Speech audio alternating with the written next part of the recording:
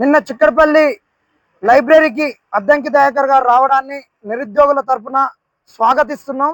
అన్న ఒక చర్చకు తావు ఇచ్చిండు, మంచిదే. కానీ అద్దంకి దయాకర్ అన్నకు కొన్ని ప్రశ్నలు సంధిస్తున్నాం, కాంగ్రెస్ పార్టీకి కూడా ప్రశ్నలు సంధిస్తున్నాం. అదేవిధంగా బల్మూరి వెంకట్ గారిని కూడా నిలదీసి నిక్కచ్చిగా అడుగుతున్నాం. ఇక్కడ ఏంటంటే అద్దంకి దయాకర్ అన్న గారు ఇక్కడికి ఏ హోదాలో వచ్చిండు, ఏ విధంగా వచ్చిండు, ప్రభుత్వం తరఫున చర్చలకు వచ్చిండా, ప్రభుత్వం నిరుద్యోగ సమస్యలు తెలుసుకొని రమ్మంటే వచ్చిర్రా ఏంటని మేము అడుగుతున్నాం. ఎందుకు అడుగుతున్నాం ఈరోజు అంటే, మరి అద్దంకి దయాకర్ అన్న గారు నిజంగా ప్రభుత్వం పంపిస్తే వచ్చినటువంటి వ్యక్తే అయ్యుంటే అన్న వారి భార్య గారితో వచ్చి వేదికను పంచుకునేవారు కాదు. ఇంకొకటి ఏంటంటే, అన్న కనుక అదే కనుక ప్రభుత్వం నుంచి వచ్చి ఉంటే మరి వేరే వాళ్ళు అంతకు ముందు 2 రోజుల ముందు బల్మూరి వెంకట్ గారు గాంధీ భవన్ లో ఏదైతే నిరుద్యోగుల నుంచి వినతి పత్రాలు తీసుకున్నప్పుడు వారికి ఇచ్చినటువంటి పబ్లిసిటీని మరి అద్దంకి దయాకర్ అన్నకి ఎందుకు ఇవ్వలేదు? అద్దంకి దయాకర్ గారిని ప్రభుత్వం పంపిస్తున్నాం. దయచేసి అశోక్ నగర్ లో ఉన్నటువంటి నిరుద్యోగులందరూ కూడా చిక్కడపల్లి వేదికగా మీరు వచ్చి మీ సమస్యలను తెలియచేయండి. ప్రభుత్వం సుముఖంగా ఉంది, జాబ్ క్యాలెండర్ క్రియేట్ చేయబోతుంది, రేపు అసెంబ్లీలో మీ సమస్యలు మాట్లాడబోతుందని ఎందుకు ప్రచారం చేయలేదు, ఎందుకు చెప్పలేదు? దొడ్డి దారిని వచ్చినట్టు 3ంటికి వస్తే 2 గంటలకే ఎందుకు పెట్టాల్సి వచ్చింది? ఇది అద్దంకి దయాకర్ అన్న గారు చెప్పవలసిన అవసరం ఉంది. ప్రభుత్వం కూడా చెప్పాలి. నిరుద్యోగులను స్థానిక సంస్థల ఎన్నికల వేళ మరొక్కసారి మోసం చేయడానికే వీళ్ళు ఆడుతున్న నాటకాలు, డ్రామాలు. ఇంకొకటి, దయాకర్ అన్న గారికి 2 లక్షల ఉద్యోగాల గురించి ఒక్క సంవత్సరంలో ఇస్తామన్నది తెలియదు, బల్మూరి వెంకట్ గారికి తెలియదు, మానవతరాయ్ గారికి తెలియదు, వీళ్ళందరికీ 2 లక్షల ఉద్యోగాల గురించి తెలియదు. అవన్నీ ఎవిడెన్సులు ఉన్నాయి, ఒక్కొక్కళ్ళు మాట్లాడినాయి. దాంతో పాటుగా మళ్ళా బల్మూరి గారు బస్ యాత్రకు సంబంధం లేదని చెప్పినటువంటిది. వీటన్నిటి గురించి ఇప్పుడు మాట్లాడుతున్నాం. ఇదే దయాకర్ అన్న గారు 2 లక్షల ఉద్యోగాలు లేదన్న వీడియో ప్లే చేస్తున్నాం. ఎన్నికల మేనిఫెస్టోలో మీరు అప్పుడు నిరుద్యోగులకు హామీ ఇచ్చారు, అదేమైందని చెప్పి అడుగుతున్నాం. ఏడాదిలో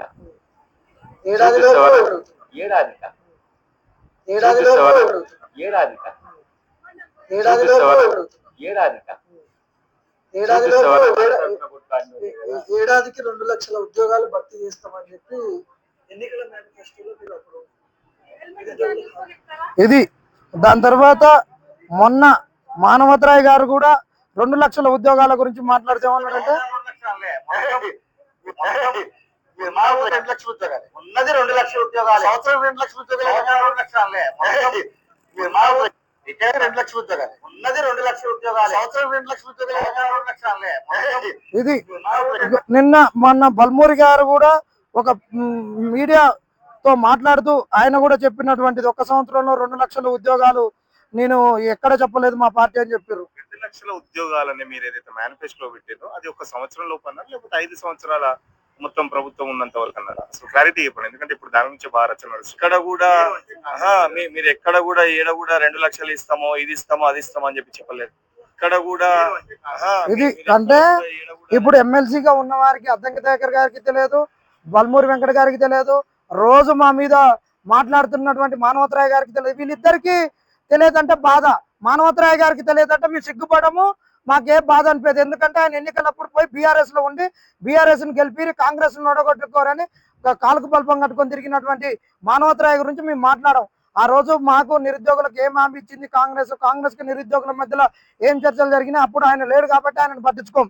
ఇకపోతే నిన్న బల్మూరి వెంకట్ గారు మాట్లాడుతూ ఒక మాట అన్నాడు, ఒక ప్రెస్ తోటి మాట్లాడుతూ, బస్సు యాత్రకు మాకు సంబంధం లేదు, బస్సు యాత్ర ముగింపులో గాని ప్రారంభంలో గాని నేను లేనని మాట్లాడారు. వారు ముగింపులో కూడా మాతో ఉన్నటువంటి ఎవిడెన్స్ కూడా మేము ప్రొడ్యూస్ చేస్తున్నాం. ఎక్కడ లేదు, అధికారికంగా అది గాంధీ భవన్ కి కూడా స్టార్ట్ కాలేదు. నిరుద్యోగులు స్వయంగా వాళ్ళే బస్ యాత్రని ప్రారంభించడం జరిగింది. బస్ యాత్రలో ఎక్కడ కూడా బల్మూరి వెంకట్ పాల్గొనలేదు. దాని ప్రారంభంలో గానీ అది క్లోజింగ్ లో గానీ ఎక్కడ కూడా బల్మూరి వెంకట్ వెళ్ళలేదు. కావాల్సిన విషయం పైన మీ నిరుద్యోగులను కూడా అడగవచ్చు, వాళ్ళే మీకు దీనిపైన సమాధానం చెప్తారు. సమయం తక్కువ ఉంది కాబట్టి ప్రజలందరికీ నమస్కారం. అదేవిధంగా ఈ యాత్రలో పాల్గొన్న నా తోటి యువ సైనికులకి అందరికి పేరు పేరున ఈ యాత్ర ఏం చెప్తున్నాం అంటే, బస్ యాత్రలో నిరుద్యోగులకు నాకేం సంబంధం లేదు, అసలు కాంగ్రెస్ కు సంబంధం లేదంటే మాత్రం ఎవడు ఊకోడు. నువ్వు ఏ విధంగా ముగింపు రోజు వచ్చినావు, ప్రెస్ క్లబ్ కాడికి వచ్చి నువ్వు పాల్గొన్నావు, కన్నయ్య గారిని తీసుకొచ్చినావు. ఆ రోజు డొక్కు బస్సులు ఇస్తే ఇంద్రనాయక్ పోయి 2 రోజులు ఆడ ఉండి నైట్లు 2 నైట్లు ఉండి స్టిక్కరింగ్ చేసుకొని తీసుకొచ్చిండు. అది సోయి మార్చిర్రా? మీకు పడకుండా పడకపోవచ్చు, కానీ మేము చేసినటువంటి కష్టాన్ని మాకు సంబంధం లేదు, వాళ్ళు సొంతంగా చేసిర్రు, ఒళ్ళు పలిచి చేసిర్రు అన్నట్టు మాట్లాడితే బాగుండదు. మేము సొంతంగా చేసినట్టు మాకు ఒళ్ళు పలిచి తిమ్మిరెక్కి చేసినట్టు అవుతుంది.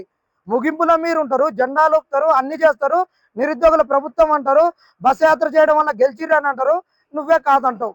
ఇది ఎక్కడిది? బల్మూరి వెంకట్ గారు, మీరు మాట్లాడుతున్న మాటలు చాలా సిగ్గు అనిపిస్తున్నాయి మాకు.